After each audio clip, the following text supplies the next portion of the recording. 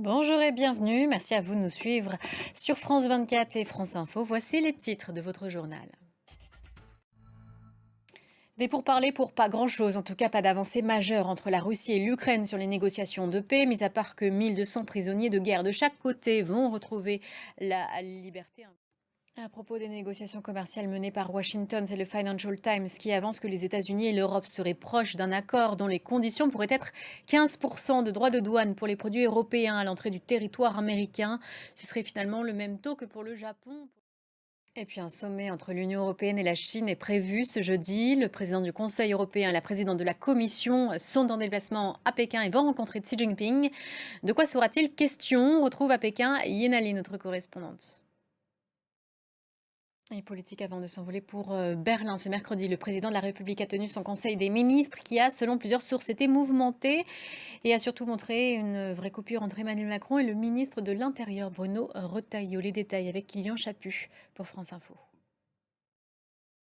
Et puis ça y est, le couple Macron porte plainte en diffamation aux États-Unis contre Candace Owen, une influenceuse complotiste qui relaie depuis plus d'un an maintenant une information qualifiée de fausse mais très répandue, qui affirme que Brigitte Macron serait en fait un homme. Marc Pope. Et un peu de voyage dans ce journal, tout en restant en France. C'est une île qui porte bien son nom pour ses paysages idylliques et sa douceur de vivre. La Corse attire chaque année près de 3 millions de touristes. Mais voilà, non seulement à s'y rendre à un prix, notamment celui du transport en avion ou en ferry, mais les prix sur l'île de Beauté ont aussi augmenté. Reportage de Morgane Bouvier. Et on parle de sport, de foot féminin. Les Espagnols rejoignent les Anglaises après leur demi-finale. Et pour la première fois de leur histoire, elles sont donc en finale en battant les Allemandes, ce qui est aussi une très belle performance. Serine Bey était sur place à Zurich, elle nous raconte.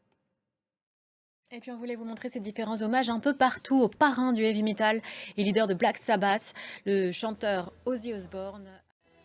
Et comme à chaque fin d'édition de nuit, on regarde l'agenda de la journée à venir. Jeudi 24 juillet, d'abord, cette rencontre franco-libanaise.